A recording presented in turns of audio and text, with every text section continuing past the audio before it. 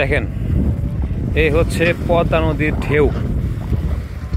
ঢেউয়ের একদম গর্জন দেখা যাচ্ছে, ঢেউয়ের ভয়ঙ্কর গর্জন। এই দেখেন, একদম সমুদ্রের মতো মনে হচ্ছে। পতেঙ্গা বা কুয়াকাটা সি বিচে চলে এসেছি। দেখেন, একদম সমুদ্রের ঢেউয়ের মতো গর্জন করে। আর মাঝখানে তো একদম ভয়ঙ্কর ঢেউ, ভয়ঙ্কর স্রোত, দেখলেই ভয় লাগে। এই হচ্ছে আন্ধারমানিক এলাকা। দেখেন, একদম স্বপ্নের রাজ্যের মতো সুন্দর। আপনারা যদি সময় পান, মানিকগঞ্জ কখনো আসেন, অবশ্যই এই আন্ধারমানিক এলাকাতে একবার হলেও ঘুরে যাবেন। এরকম সুন্দর পরিবেশ আর এরকম প্রকৃতি আমার মনে হয় না অন্য কোথাও পাবেন। খুবই সিম্পল, মানিকগঞ্জ চলে আসবেন। মানিকগঞ্জ শহর থেকে আপনার হরিরামপুরের গাড়ি আছে, তারপরে হচ্ছে ঢাকার গাবতলী বাস স্ট্যান্ড থেকে আপনার শুকোতারা নামে একটা সার্ভিস আছে।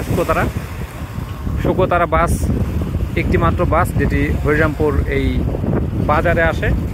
হরিরামপুর বাজার থেকে হচ্ছে মাত্র 5 মিনিটের রাস্তা, আপনি হেঁটে আসতে পারবেন এই আন্ধারমানিক সি বিচ বলবো নাকি আন্ধারমানিক পদ্মার পার।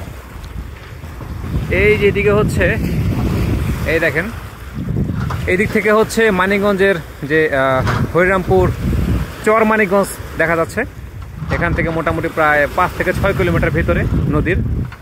আর ঠিক এই চর মানিকগঞ্জের ঠিক ওই দিকে এরকম বড় আরও একটা নদী আছে, ওইটাও পদ্মা নদী। ঠিক ওই নদীর ওই পারে হচ্ছে আপনার ফরিদপুর শহর, ফরিদপুর জেলা। মোটামুটি এপার থেকে ওই পার পর্যন্ত, মানে ফরিদপুর পর্যন্ত মোটামুটি 15 কিলোমিটার হবে। 15 কিলোমিটার মতো ডিস্টেন্স হবে এখান থেকে। বিশাল বড় ভাই, এখান থেকে ওইদিকে যাওয়াটা একটা চ্যালেঞ্জিং বিষয়। কিন্তু এই দিকটা, ওয়াও, এই দিকটা দেখে আমার কাছে মনে হচ্ছে আমি একটা ওই হলিউডের বলিউডের মুভির যে সিনেমার যে দৃশ্যগুলো, ওই দৃশ্যগুলো একদম বাস্তবে দেখছি। আমরা বাসার যে ক্যালেন্ডার, ওয়ালপেপারে যে দৃশ্যগুলো দেখি, ঠিক সেম টু সেম দৃশ্য হচ্ছে এই আন্দারমানিকের পদ্মার পাড়ে। এখন হচ্ছে বর্ষার মৌসুম, তাই দেখেন পানির কত গর্জন।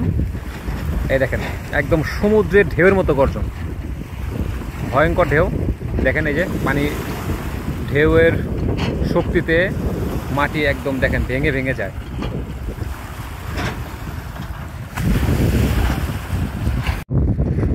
এত সুন্দর করে তারা বসে সময় পার করছে। দেখেন, আমার কাছে মনে হচ্ছে তাদের খুব ভালো লাগছে, তাদের জীবনের সেরা একটা মুহূর্ত। ওয়াও,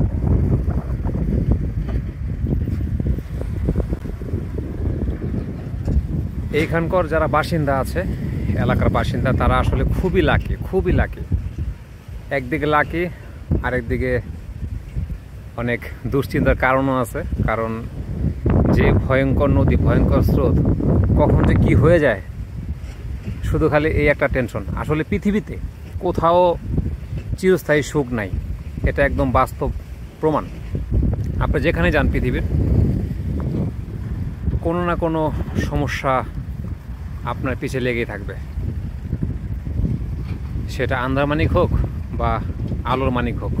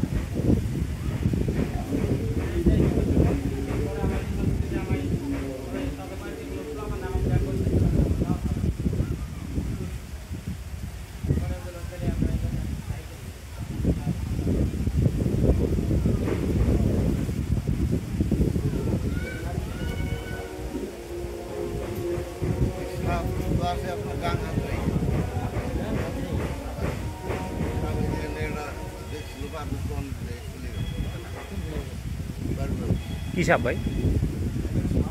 ও